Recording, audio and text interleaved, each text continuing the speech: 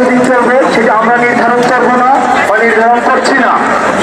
সরকার আমাদেরকে কতদিন রাস্তায় তারা আমাদেরকে দেখতে চায়, তারা কতদিন কালেক্ষেপণ করবে, তারা কতদিন ছাত্রদেরকে এই প্রহসনের সিদ্ধান্তের মধ্যে ঝুলিয়ে রাখবে, আমরা কতদিন রাজপথে থাকবো। আমরা স্পষ্টভাবে ঘোষণা করতে চাই, বাংলাদেশের প্রত্যেকটা জায়গায় প্রান্তিক জনপদে টেকনাফ থেকে তেঁতুলিয়া, রূপসা থেকে পাথুরিয়া যতগুলো শিক্ষা প্রতিষ্ঠান রয়েছে, আমাদের কোন শিক্ষার্থীর উপরে একটি যৌক্তিক আন্দোলনে যদি কোনো ধরনের আক্রমণ করা হয়, এর দায়ভার কিন্তু সরকারকে নিতে হবে।